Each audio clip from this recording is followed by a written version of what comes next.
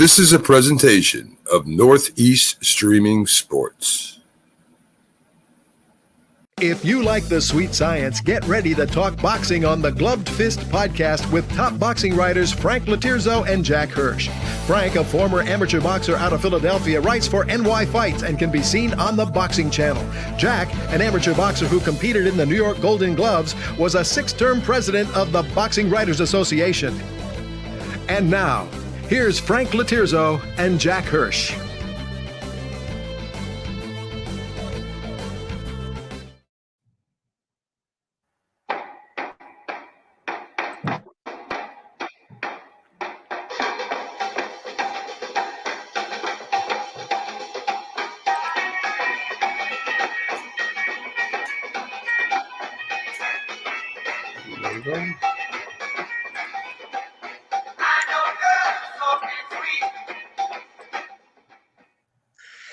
Welcome to Glove Fist, and we're back. My name is Frank Latirzo, full-time observer, part-time writer, joined by former 6-term president of the Boxing Writers Association of America, Jack Hirsch. Jack, all I can say is this. We need a new producer. We got to come up with a better song than that. How about Archie Bell and the Drells? I could dance all night. Mac. You know what Mac does getting on picture. Remember Rocky 1 when Rocky was being interviewed and Paulie kept trying to get into the picture? That's Mac you're right. trying to get in the picture the same way. You know. That's a good one, Jack. You don't have many good ones. That's a good one. Frank, I hate to start the show on a somber note, but the wife of former writer of the Philadelphia Daily News, Bernard Fernandez, and he was a former president of the Boxing Writers Association of America. His wife, Ann, passed away after a long illness. She passed away yesterday. They were a great couple. She was a magnificent person, okay? Both Fernandezes are personal friends of mine, and I know it hits Bernard, you know, home hard. He's was married to something like 56 years. And we send out our condolences, all the listeners out there, to Bernard Fernandez. Jack, that's horrible news. I didn't know that until you just told me. I knew that she was ill and afflicted. It's just horrible, the fact that when you get it, it wasn't unexpected, but it's just horrible news. It guts you. And all I can say is this, and I told you this before we went on. Bernard Fernandez is probably the most genuine, down-to-earth human being, male or female, fighter, writer, observer, promoter, whatever, that I've met in being around this sport. Let's see, I'd say I've been around the sport since the mid-'70s, have followed it since the mid-'60s. And it just really guts you. So, Bernard, we love you.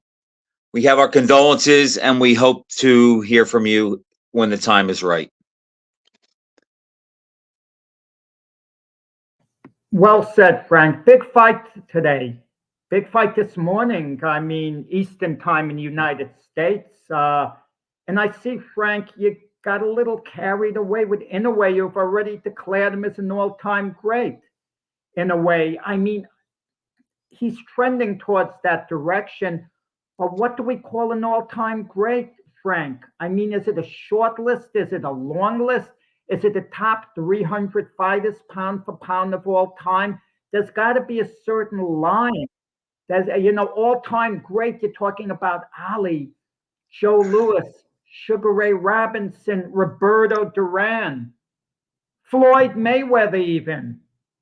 Jack, you said before this show you were going to get me and kamikaze me, and I was going to get all crazy and overreact. And that's what you have? That's not what I have. I didn't say when I was going to give it to you, Frank. I'll give it to you before the show's over.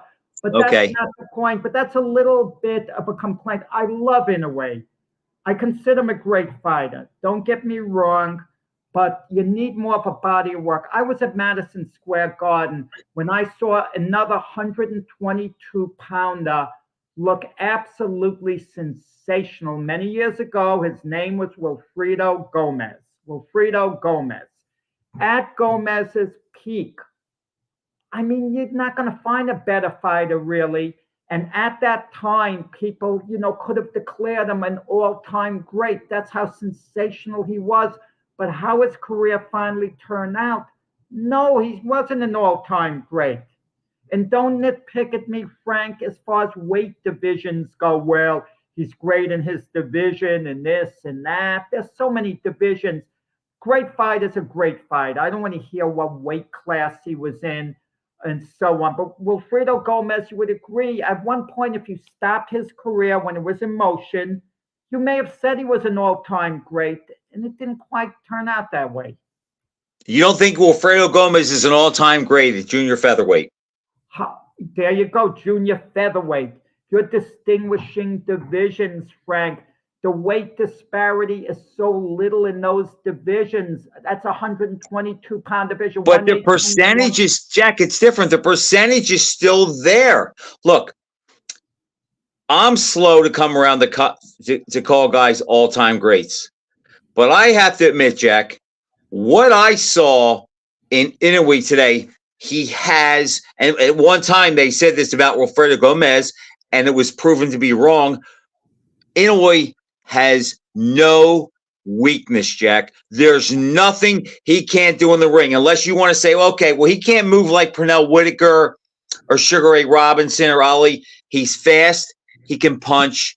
He's tough. He's carried his punch up with him. He can box. He can move away. He can attack. He can counter. There's nothing he cannot do. And he's had 22 of his 26 fights, I believe, have been title fights. What more do you need to see him do, Jack? If he gets beat at 130 or 126, does that wipe everything away? If Terrence Crawford Frank, all-time greats should be on a short list.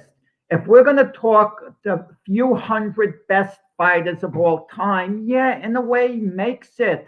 A bunch of other fighters make it, but I'm not sure are they all-time greats as opposed to great fighters. I have no problem calling Inoue an all-time great, Jack. I could name a fighter. I could just think off the top of my head, middleweight, Dick Tiger. Do you want to call him an all-time great? Perhaps you could, depending on how far you expand your list. That's Alexis Arguello. Can you call him an all-time great? Perhaps. But to me, it should be a short list. A Roberto Duran's on a short list. A Sugar Ray Leonard's on a short list. A Joe Louis, Muhammad Ali. Those are like your short list all-time greats. If you want to expand the list of all-time greats, yeah, then you can. But I think the term is used a little too loosely. And well, Jack, let me ask you this. What does Inoue have to do to become an all-time great? What more does he have to do? A little more of a body of work. Keep fighting. Maybe move up a division. Get a truly signature win. A truly signature win. What would be a signature win? Tank Davis? Maybe. And let's see over the years whether him and Tank wind up in the same division. Maybe Tank doesn't move up in weight, and he stays where he is, and Inoue goes to 130, and all of a sudden you have a fight. Jack, so you're telling me a guy that started out at 108 pounds has to beat a guy that started at 130, 22 pounds bigger, for him to be considered an all-time great, and he's probably going to would have to fight him at 135. No, Jack, I think you're totally wrong. Inoue can box, can punch. He's explosive. And you know what blew me away today, Jack? Think about this. Neary dropped him with a beautiful left in the first round because he was attacking. By the end of the second round, Neary, and Timothy Bradley said it, had already felt that Inoue is better than me. He's quicker than me. He counters everything I do. And if I try to attack, he beats me to the punch. And Bradley said he sold out. It took him 3 minutes to get Neary, after being the only guy to drop him, to back off and change his style, because the buzzsaw and the punches he was getting hit with totally took his heart away. And Frank, We don't see that happen often. You're missing the point. Inoue is great. If you want to say that Inoue is the best fighter pound for pound in the world today, maybe I'll agree with you. He's It's no lower than debatable. the second. I'll tell you that right now. Okay, you get no argument. I recognize how great I feel Inoue is. I share your opinion.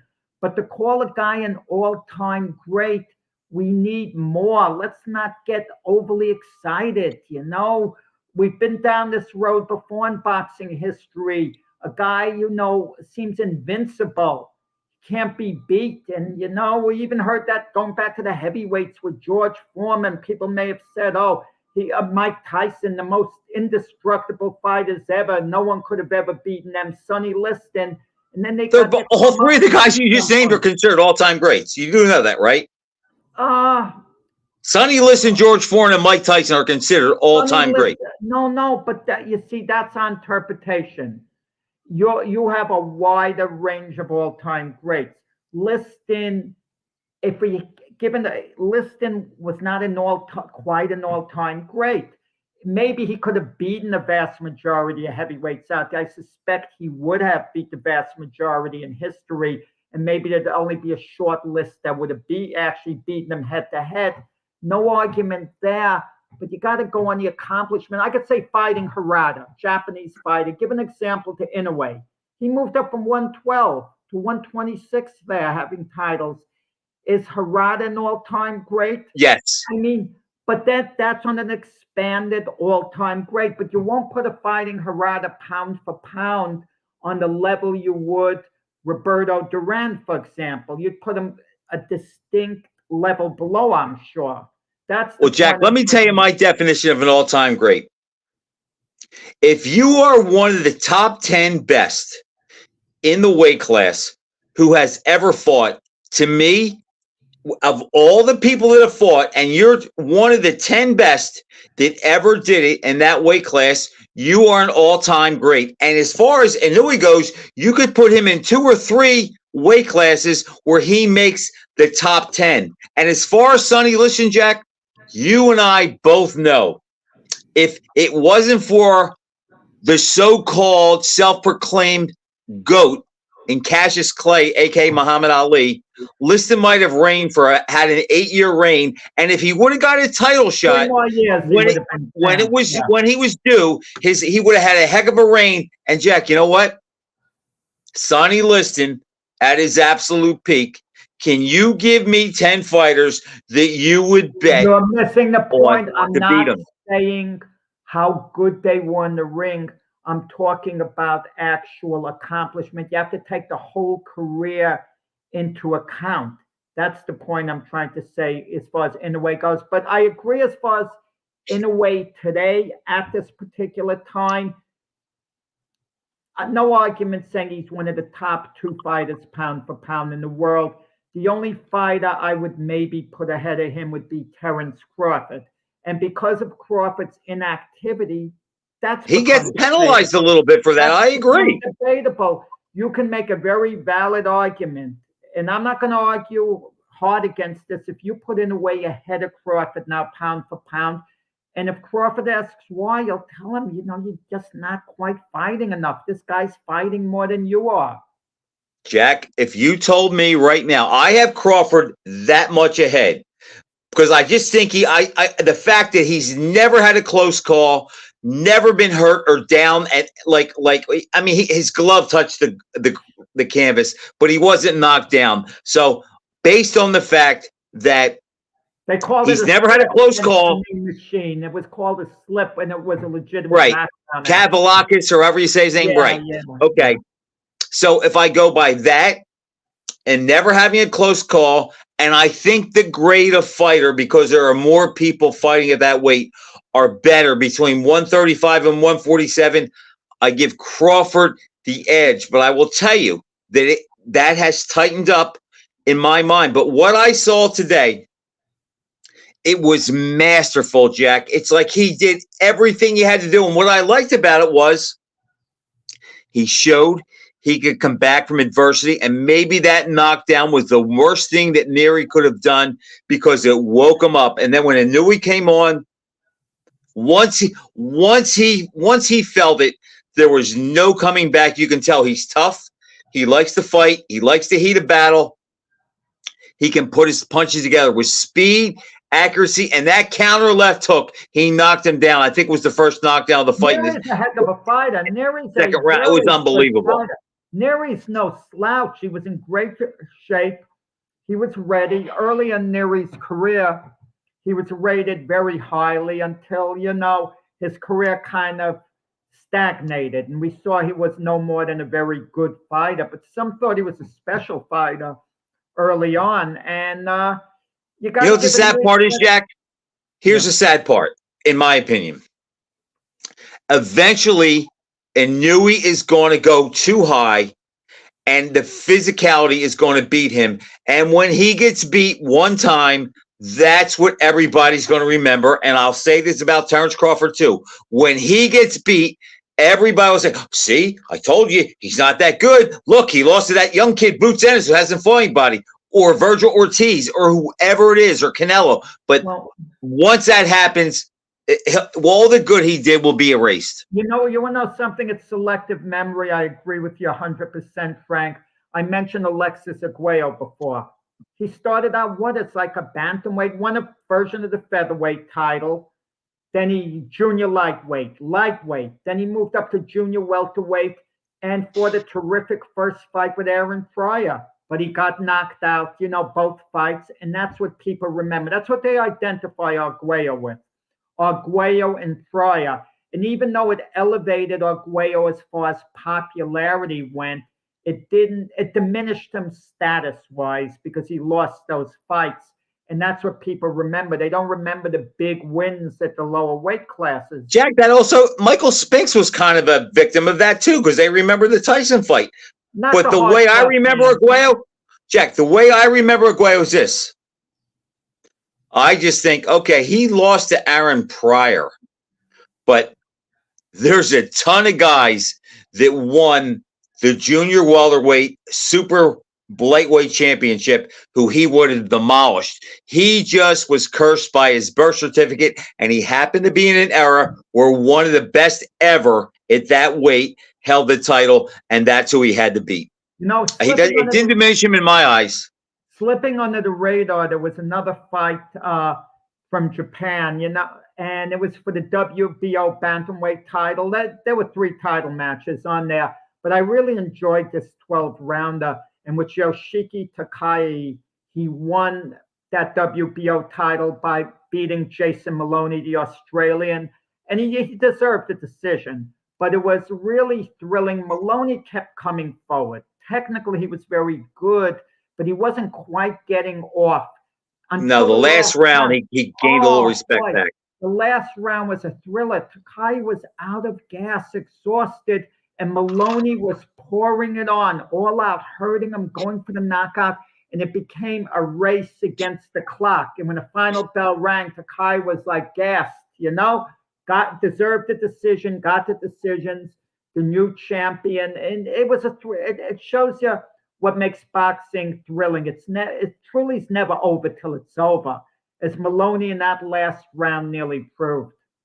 And Maloney's not a kid either. He's 33 or 34. He really did empty the wagon. It's just a shame he started a little too late fighting with the urgency. He tried to start early. Sometimes a fighter just finally breaks through at the end. He keeps pressuring and he finally breaks his opponent. But it was Jack, I think it was more of the case where he realized I'm going to lose, so I'm going to go out on my shield and take a chance. And if I get knocked out, I get knocked out. But I can't win being complacent. And I think that's why he emptied the wagon, but he just couldn't quite get it done. It was nice. 92-year-old Bob Arum flew to Japan and was in the ring afterwards. Now we're hearing him say things like Inoue's the best fight he's ever seen. He said it about Manny Pacquiao, too. That Pacquiao was the best he ever saw. They're playing a part of the promoter. Listen, he might not be lying. Maybe really means he's allowed to say that, Jackie. He is a promoter. And he might be proven right by the time of Newey's career. Perhaps one day. I mean, who knows? I see no weakness in Newey, Jack, and that's what it blows me away. What's next for Newey? I'm not sure what they were hoping for Top Rank. Like last year, like Rebosi Ramirez, they were hoping, who suffered a loss. They were hoping to move Newey up to featherweight. And it's unfortunate the weights are different, because wouldn't it have been a great fight, Shakur Stevenson and Newey, had they been the same weight? Because Stevenson has a spoiler style. Would a Newey break through that? I think Stevenson's too big for him. No, now, but if they were the same weight, that's what I was saying. It's a shame they're not the same weight. You can't quite get that pairing. But eventually, Jack, Newey is going to go up. He's going to try to do what Pacquiao did, and he's going to hit the wall. He's just not as big as Pacquiao. He doesn't have a leg like him, but boy, can he fight. Pacquiao ever truly hit the wall? I mean, don't tell me his last loss when he was old. Age, you hit the wall because of age, without a doubt, at some point. But did Pacquiao truly hit the wall? Even his next to last fight, he beat Keith Thurman, a top welterweight. And losing to Mayweather, getting outpointed, it's not hitting the wall. To me, it was a competitive fight, even though. But Jack, how much further he could have gone? I don't think he could go any further than welterweight or pick his spots at junior middleweight. And he had a couple catchweight fights in there where he brought guys down. Now let me now. Okay, let's move on. I guess to Canelo, and let me ask you a question, Frank. Did you buy the pay-per-view? Did you spend the $90, Frank Laterzo? Let me think about that. Yes. That's what's wrong with boxing, Frank. And you make it hard for the hardcore boxing fans. When you buy the pay-per-view for that, a lousy undercard, a viable main event. Barrios fight wasn't bad. But it wasn't bad. It is pay-per-view. You're supposed to get top-of-the-line stuff like the Saudis are giving us top-of-the-line matchups. I don't care if it turns out to be an entertaining fight. We could go to an amateur boxing show and get entertained by them slugging it out in the ring. Jack, all I can tell you is this. I felt worse after other pay-per-view fights than I did Saturday night, because the main event turned out to be thrilling and exciting, and Munguia came to win. He made Canelo fight every round. So was it worth the money? Probably not, but there have been worse stinkers than that. Excuse me. Okay, Frank, but I mean, you're pay-per-view addicted. If that's your worst addiction in life, then you're going to be fine. I kind of like to wait for the quality like the Saudis are giving us. You know, I have a guideline. 3 good fights I want, Frank. 2 good fights on the undercard. Not one of these lopsided matchups that the promotion just wants to give a guy exposure, you know, against an opponent he'll probably beat, or 2 other lower level fights. You know, I want 2 good matchups beside the main event. Munguia and Canelo I said a couple of years ago, I thought Canelo was slipping. And I'm not sure now that I was correct, but I don't want to say Canelo is as good as he ever was either, because he is picking his spots, okay? And he's not quite getting the stoppages. Is Canelo as good as he was 5 years before the Munguia fight? Exactly 5 years to the day he beat Danny Jacobs. Is Canelo as good now as he was then? Because, you know, Canelo got hit a lot against Munguia. He was tired at the end of the fight, it seemed. I think mentally, Canelo's confidence has never been better. Do I think that he's the fighter that he was? Maybe going back to the Jacobs fight? No, I don't. But, Jack, the bottom line is he's calm. He just knows how to fight. He doesn't panic. He has that great chin that enables him to take chances. And I saw where Terrence Crawford said he thought Canelo carried him. I don't agree with that, but I'll say this. I think Canelo realized maybe after the 8th or 9th round that he could outbox him, he could handle him, but Munguia could still be dangerous and maybe somewhat be a threat and get lucky. And I just think he took what he gave him and just outboxed him. My issue with that fight is this. Look, there are different levels, but I was very disappointed that Freddie Roach did not tell Munguia after the 5th or 6th round, stop trying to knock him out. Stop trying to trade hooks and uppercuts with him. Every time Munguia used his jab to the head of the body and came in with right hands, he blinded Canelo. And everybody knows that Canelo is vulnerable to someone with a good jab. But what would happen is Munguia would get some jabs in, get some 1-2s in, and then follow him in. And that's when Canelo countered him and hit him with some of them uppercuts and beautiful left hooks. And it was like, I'm saying to myself, Roach, tell him, stop going for them. You're not knocking him out. Golovkin couldn't knock him out. Bivol couldn't knock him out. All these guys couldn't knock him out. You're not going to knock him out, but you have a chance to pick spots and beat him. And he kept going for the knockout. You know, it's interesting, like you mentioned, that Freddie Roach should have told him to jab more between rounds. I mean, that was kind of the knock on De La Hoya when he fought Mayweather, when he stopped jabbing the second half of the fight after having. He gave the fight away last 2 rounds. Yeah, early on. But, you know, did this fight help Munguia status-wise? It was a loss. The exposure helps him. I know the exposure did. But is there really a lot of upside for Munguia to improve a lot and really be a serious player? When I say serious player, become an elite fighter, maybe not as elite as Canelo turned out to be, but be a factor in the championship picture. I think so, Jack. Canelo's not going to be there forever. And Munguia showed he takes a punch. He can't be intimidated. He lets his hands go. And look, if you look at his 43 opponents, he really hadn't been in there with that many guys who were even, I mean, I'm not even going to say elite. And he handled himself well, and he gave Canelo one of the better fights that he's had. He can only get better from that.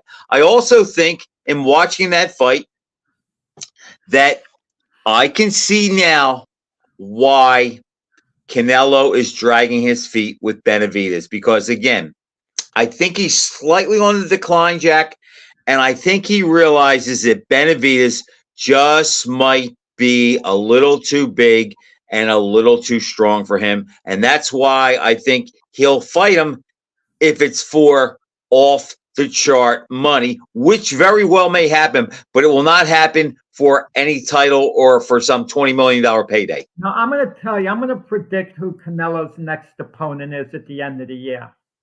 It's a wild, crazy prediction. Oscar De La Hoya. Coming out of retirement. No, I know it's ridiculous, Frank. You're comfortable with that, I know, but that's not going to happen. It's ridiculous, but it could happen. If Tyson could get licensed to fight Jake Paul, De La Hoya is going to get licensed in Texas. They love Canelo there. De La Hoya is wildly popular. Oscar gets in shape. And as sick as it is, it would do big business. The name value, the feud the two of them have. What were people more interested in, Frank, before the Canelo-Munguia fight? Canelo fighting Munguia or his feud with Oscar? Those were the headlines right before the fight. Canelo and Oscar going at it. It's a real feud. It's a real. And you're getting on me for getting pay-per-view fights when we have idiots like that would pay attention to Canelo and Oscar. And listen, if they would get Jake Paul and Mike Tyson, Canelo and Oscar, even though I think it's more intriguing, Paul Tyson, because there's the X factor, we think Paul is okay, he's improving, but maybe, it's in the back of our minds, maybe Tyson does nail him and put him out, even as an old guy, there's the X factor, and neither you or I'm sure I could speak for you, Frank. We give Oscar absolutely no chance at his advanced age. Canelo would destroy him.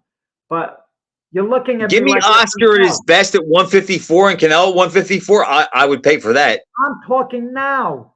No. If Oscar came out of, but Oscar would get in shape, look good in the gym, They'd show him shadow boxing. He'd look lightning quick. They'd have clips of him sparring a full round, and he would like look good because his sparring partner would just follow him around.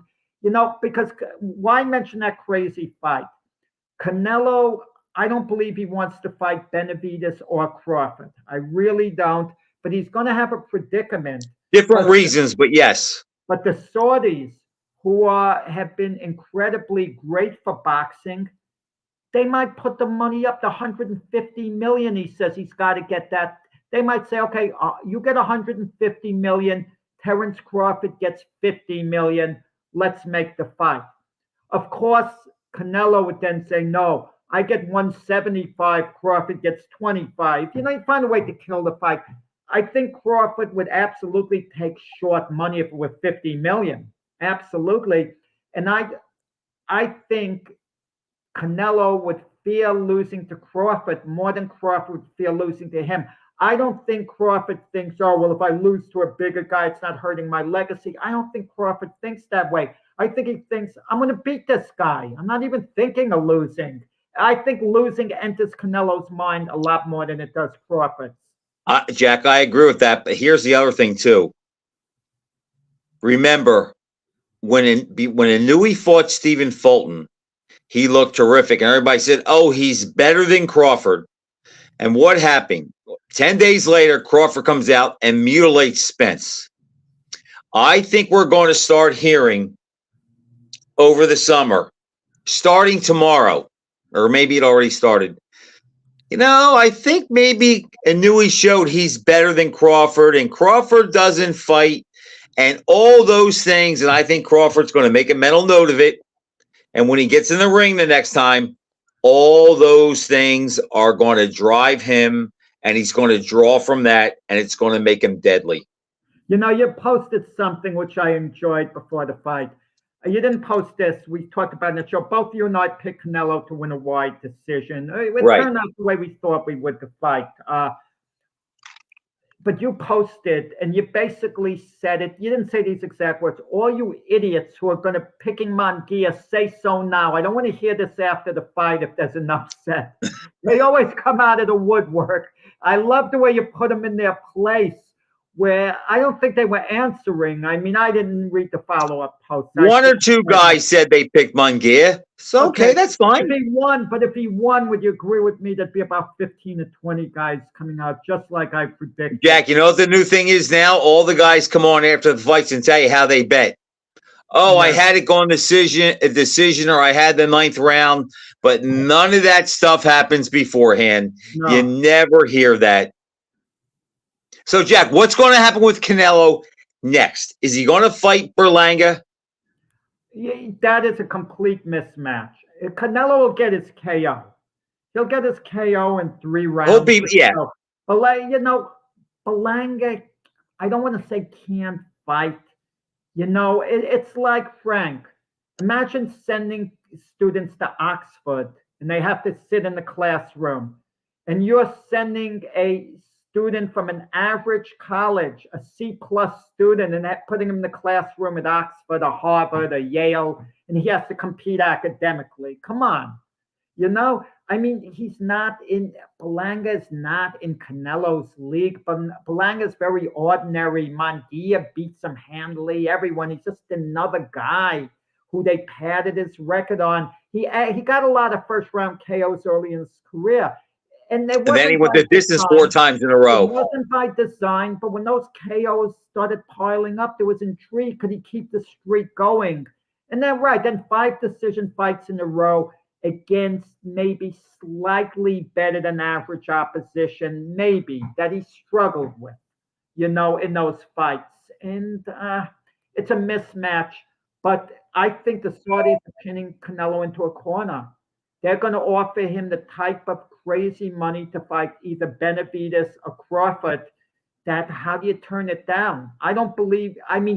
Maybe he doesn't. Maybe Canelo thinks, okay, you go up to 200 million. Can you imagine the Saudis want to fight so bad with Crawford, they gave him 200 million? I hope that doesn't happen.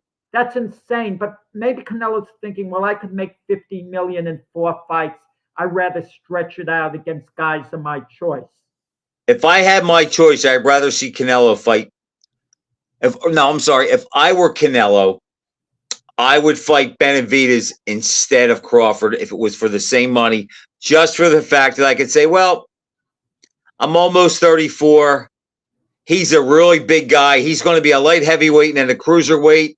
He was a little too big for me, but if he gets beat by Bud, it's kind of hard to wash that away. Not well, but the bottom line is this. I would rather, if I'm advising Canelo and he can only fight one of the two, I tell him fight Benavidez. That's what I said. But my reason is simple, okay? You have a better chance of beating Benavidez than you do Crawford. Crawford is a generational fighter. Benavidez, we don't know how good he really is. We hear these things, oh, he's a monster, this and that. He might just be a very good fighter, no more than that. Just because, he did a great job stopping Demetrius Andrade, but Andrade won the first 3 rounds of that fight. His physicality overtook Andrade, and it was a big win for Benavidez. But remember his big fight before that against Caleb Plant. He had to come on the second half of the fight to win a decision. He won a clear Plant fought a really good fight, Jack, early in that fight. But if he was such a monster, Benavidez, you take out a guy like Plant. You do it. And Jack, the other guy gets paid too, He did train hard and they come to win. Sometimes that gets offset and it's overlooked sometimes. Who was it that said that?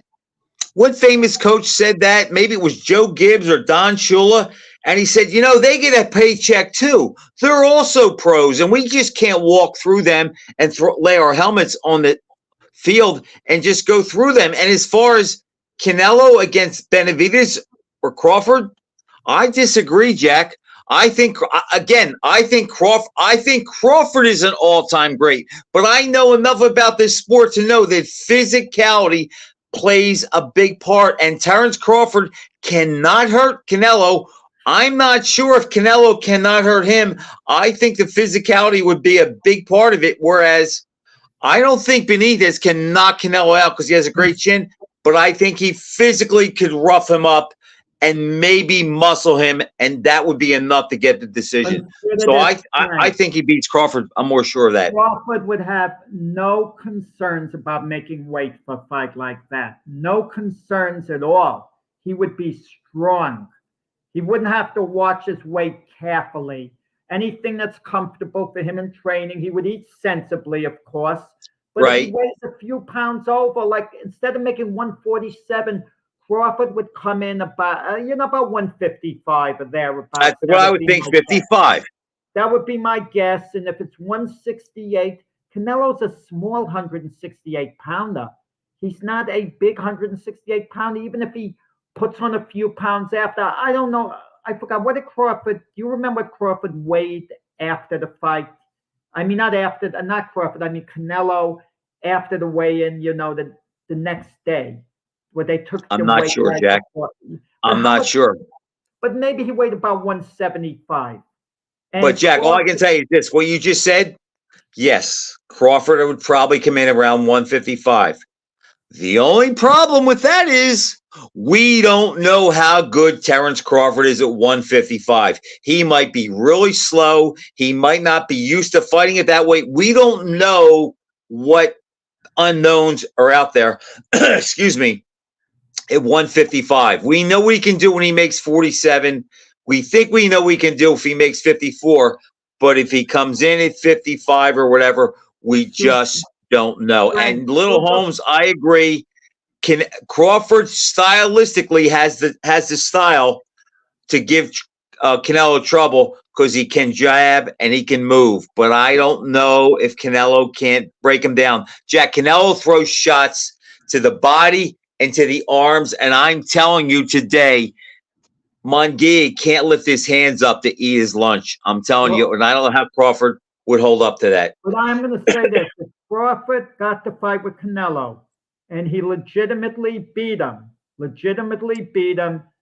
Crawford surpasses Floyd Mayweather. He absolutely does, and I'm going to tell you why. I already have ahead of Mayweather, but yes, that would be incontrovertible. Mayweather had a similar scenario, which he didn't even entertain. He moving up to fight Triple G. Now he didn't have to do it, but Mayweather would brag, "Oh, that's easy work for me." If you're going to say it's easy work for you, we want to see that fight, because then that would have been the best fight that could have been made in boxing at the time. Had Mayweather taken that ultimate challenge, no one was pressuring him to do it.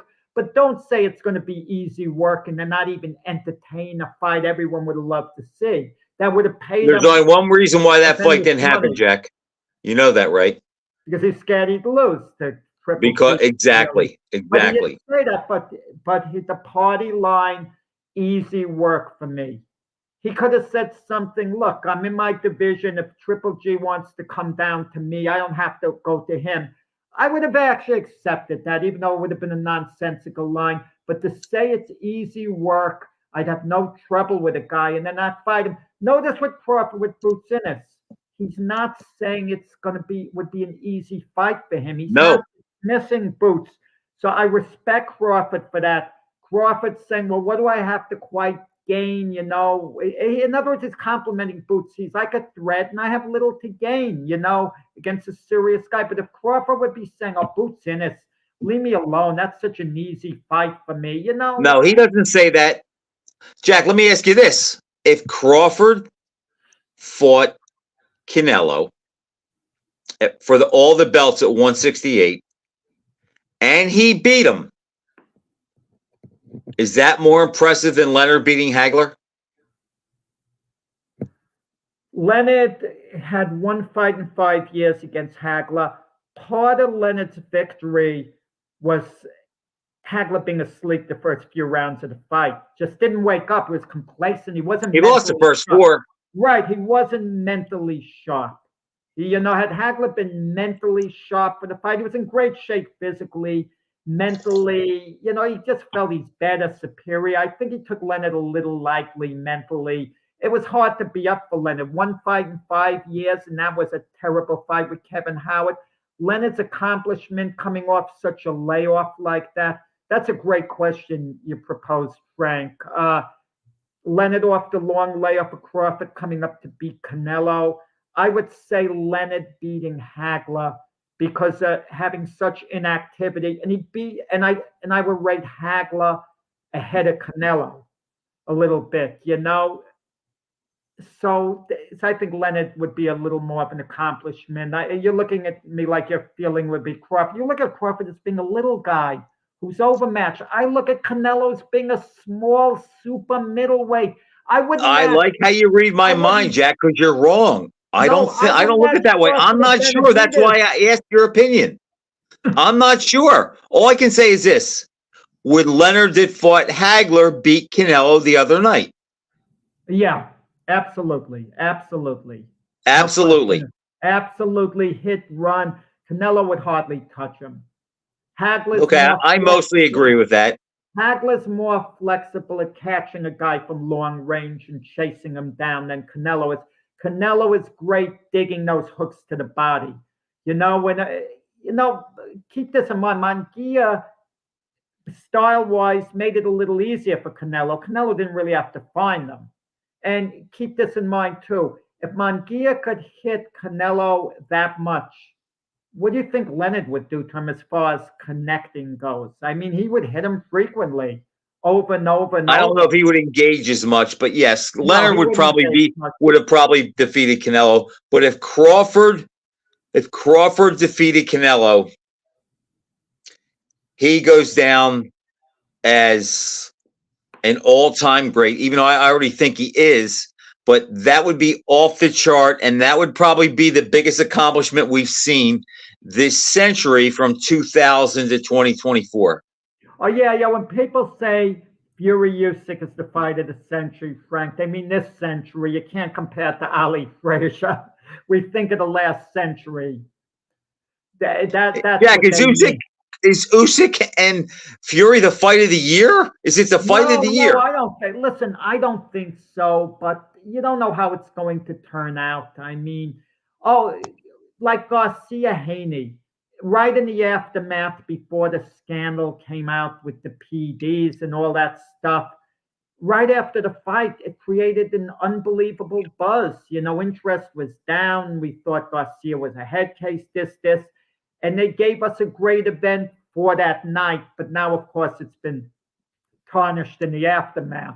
Jack, I know it really bothers you to say when I'm right, but who said all along that Garcia is not having a mental breakdown? There's nothing wrong with him, and it's all an act. That would be me. I still don't feel it's all an act. It's an act. You feel Garcia? So are you telling me Garcia's actually a very stable guy who's acting the way Muhammad Ali acted when he was Cassius Clay? I'm telling you, he's a little wacky, but he does not need to go to see a head shrinker. It was all an act to get money, to throw everybody off. He said that. He laughed at that, just like he never intended to make weight. Why would I make weight? Why would I weaken myself? Everything I said about the guy turned out to be right. And when the B test comes back positive, now what's the future for Garcia? Let me say something about Devin Haney here, the guy who Garcia beat. In the immediate aftermath, Haney didn't complain much about the decision. He knows he lost the fight, even though one started a draw. But, a draw wasn't out of the question. I had Garcia 2 points ahead. But Garcia was the one that caused the big-time damage. He knocked down Haney several times. 3 were official knockdowns. You could argue that maybe 5 could have been called that. Maybe. Right. So we knew Garcia got the better of it all around. Everyone could see that. But this is what kind of bothers me. Haney's coming out well. He put me at risk. A guy who takes PEDs, this is no joke. You could kill someone in the ring. It was Bill Haney's dad who talked about them killing Garcia, saying, I'm sending my son out to kill Garcia. If he dies, so be it. It's a tough business. If someone talked that way about me, they didn't give a darn whether I died or not. It meant nothing to them. And that was their goal. The trainer sending the guy out to kill me, whatever means I have to hurt that guy, so be it. I have no sympathy for the Haneys because of that. Don't give me that line that Devin could have gotten badly hurt by someone on PEDs. Weren't you trying to kill the guy and said you couldn't give a darn whether he died or not? Jack, I agree with that, but I don't care that much about that. What I care about is it was not a level playing field on a couple fronts, and I think the decision should be declared a no contest. I agree. And I think that Garcia should be suspended. Even if they suspend him for 2 years, what's that going to do? He's going to miss one fight. And the other question I have, and I don't know if you can answer this, what happens to the people that bet on the fight? If you bet on Garcia and you won, you give your money back, or is it settled that day and that's it? It's settled that day. I know it's crazy. Once they leave the betting thing, that's it, even though things are overturned. I mean, it would create a dangerous precedent to do it any other way, unfortunately, even though what you're saying, makes sense. What happens if you overturn a decision a few years later? A fighter goes to court or something. I think Joey Giardello went to court to get a decision overturned against Billy Graham. I think that was the fight. Someone correct me if not you, if I got the fighters wrong. But, it's basically what it is. And if you bet on Garcia, you won, as unfair as it seems. I mean, Jack, I have no tolerance for anyone in combat sports that uses any kind of performance enhancing drugs, because it is lethal. It does give you an advantage. And I've heard, and I used to be one of those guys that say, well, you can't fight. Okay, you can't fight. But again, physicality is a big part of boxing. And we saw when Garcia hit Haney, he really did damage to him. And he dropped him. And then once he dropped him, Haney became a little tentative. And I just have such a sour taste in my mouth of that. And I know it's so prevalent in MMA and in boxing. And I just want, when the guys get caught, I want them to be punished like Gerald Miller was, Big Baby Miller. I want them to come down on Garcia. And anybody who says I'm saying that because I don't like him, I'll take it off the table. I don't like him. But Big I Baby just Miller's coming back. Yeah, I forgot who he's fighting. He's fighting Ruiz. Andy Ruiz. Right. Okay. Let's not talk about them till a later date. I just forgot. But Big Baby, the charges apparently were dropped against him in Florida. No, one of our topics tonight, my point was proven, Frank. I think to a small extent, Fury Usyk, it's just lacking the interest it should have. It should be a blockbuster fight, the undisputed world heavyweight championship, the two best heavyweights in the world, at least on paper right now. You can't put Anthony Joshua ahead of either guy right now. At least. You're definitely not Usyk, and you can't Fury either, really. But Jack, don't you think it's a little early to say there's no buzz? Because I think there's two issues. One, there are still some people out there that think Fury is going to find a way to get out of the fight. I'm not one of them, but I know they're out there. And two, I think that next week, after Lomachenko fights this weekend, after the excitement of Inoue and Canelo dies down a little bit, and then we know by next Monday, a week from today, Fury's going to be chirping and calling Usyk a midget, and if I can't beat this guy, I don't belong, and blah, blah, blah. I think it will pick up when next week rolls around, and we're only a week out. But as far as it being a big fight, here's my problem. One, Usyk, to me, was stopped by a body shot in his last fight. I know it wasn't ruled that way, but that body shot to me was not a low blow, and it really hurt him. And Fury almost lost to a guy with no experience making his debut. And I've had many people say, well, he wasn't in shape and he underestimated him. That's fine.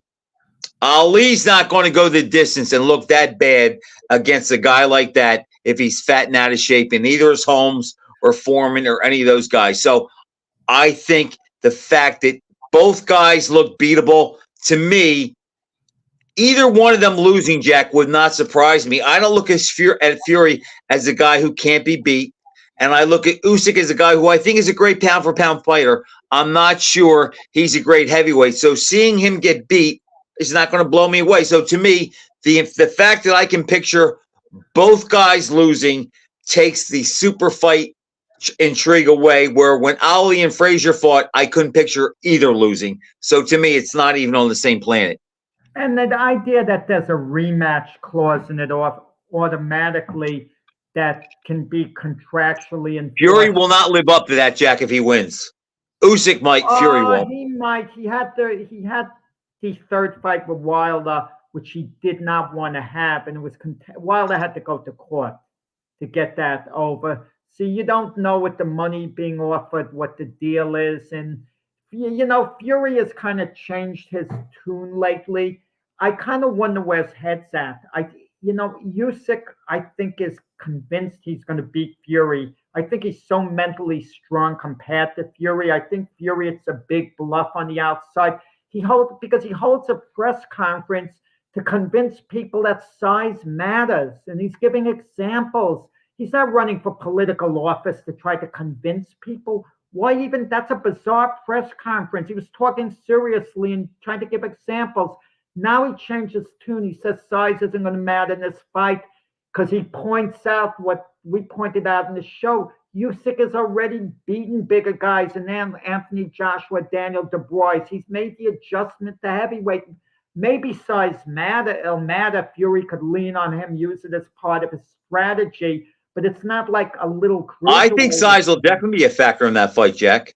Right, I do. But he's making it out to be like it's a bridge too far for Usyk because of the size factor. But he's changed his tune, and now he's saying Usyk is so strong mentally, and what he's done as an Olympic champion. His wins over Joshua. Fury. He has to build him up so when he beats him, he can take a bow. I don't think that's it. I'm not sure how confident Fury is. And even people are talking now, wondering whether Fury is, going to find a way out of the fight. Maybe the way we thought about Garcia. I mean, I think when push comes Well, to I shove- understand he'd have to pay him $10 million. If Well- Fury doesn't, other than getting cut, if he pulls out of the fight, or if Usyk pulls out, whoever pulls out has to pay the other guy $10 million. I wouldn't if I were Usyk have agreed to that, if I was his manager, Igis Klimas, because Usyk hasn't pulled out on Fury before. And if Usyk pulled out, it would really be because of a legitimate injury. With Fury, you can never tell. I think he just might have gone on with that because they just want to make sure they get the fight. But Jack, I'll tell you this much. If Fury wins, I seriously doubt he'll honor the rematch clause and he'll say, I'm going to fight Joshua. You guys can have all the belts and do what you want. Everybody knows that me and Anthony Joshua will be the biggest money fight in boxing that can be made now. So I think if he wins, I don't think Fury respects the rematch clause at all, where Usyk might. But my issue is picking this fight, Jack. And I know we're not going to pick it now, but I'm going to say this. I'm leaning towards Usyk because I know what I get with him. And when I think about Fury, has overdone it and overindulged with drugs, alcohol, and food. He's had long gaps of inactivity. I think the third fight with Wilder took a lot out of both he and Wilder. The fact that he looked terrible against Ngannou and the fact that he was cut, I doubt it'll be a factor, but it's just something else that tells me that maybe, just maybe, it's just the biorhythms are going against him and it might not be his night. So I am leaning towards Usyk, but I will say this. If you said, Frank, the Fury who fought Klitschko is going to show up that night, or the Fury that fought Wilder the second time is going to show up that night, I would take Fury. I just don't think that guy's ever coming back, and that gives me reservation. That's what makes certain fights so hard to pick, Frank, because you think if the two of them showed up at their very best, who would win? And I would give an edge to Fury. And I'm picking Usyk by decision based on Fury not being quite the same fighter, still being very good, but I feel the edge had to go, he had to lose his edge. All this inactivity and the way he hasn't lived the lifestyle of a fighter. Usyk has lived the complete lifestyle of a fighter. If Usyk wins this fight, he might retire. There might not be no rematch. That might be unless they just give him so much money to fight him again. That would be the only thing. But he'd have nothing to prove. What a career that would be. Go out undefeated as the undisputed cruiserweight and heavyweight champ. I mean, that legacy would live a long time. And that's another problem I have with the fight, Jack, because I kind of wish they both could lose, because I think the winner will all of a sudden be very, very overrated. Well, I could tell you this. If Usyk wins and retires, and someone says to us, we rate him ahead of Evander Holyfield, we would probably, pound for pound, they're both cruiserweights, heavyweight, we would probably both disagree. I think I shouldn't be talking. But I would disagree, but they have a case. I would say I couldn't argue. if Usyk, got to the mountaintop, after his Olympic career, and then, great cruiserweight, just slightly behind Holyfield as a cruiserweight, and then it depends how he beats him, Jack. If he struggles with him and he has life and death, that might affect it. But I will say this: the one thing that has me pulling for Usyk is this, and I said this last week. I've always said, if you're 6'2" and you're 215 and you can fight and you can box, you are big enough to beat any of these giants. And if Usyk pulls that off, that will basically be the last layer of proof that shows that bigger isn't better in the heavyweight division, and a good guy who's smaller, who can fight, who's over 215 pounds, can handle these guys. So it's kind of making me want to root for Usyk a little bit because I get tired of hearing about these guys, how good they are because they're big, because that's basically what they are. Ali, Holmes, Foreman, they were all big enough to fight in this era and handle these guys. Well said, Frank. Okay, that'll hold us until next week. Jack, real quick, what was the shot you were going to take at me? Well, that was it. You spending the $90 for the pay-per-view, Frank. You make it bad for everybody. When people spend $90 for Canelo Munguia, it encourages them to keep charging those amounts. If people wouldn't shell out the money, they wouldn't be pay-per-view events, so the pay-per-view price would be pretty low. Or better yet, $90, they give us a great undercard. Jack, I'll take that. No problem. Guilty as charged. We both like Lomachenko to beat Kambosos next week, right? I don't even want to dignify because Kambosos shouldn't be having this fight. He lost to Max Hughes and was given an outrageous decision. So I don't even want to dignify Kambosos getting a shot at Lomachenko. All right, buddy. Lomachenko, by the way, but it's in Australia, so who knows? Everybody, thanks for watching. We'll see you next week to cover Usyk and Fury. Have a great week.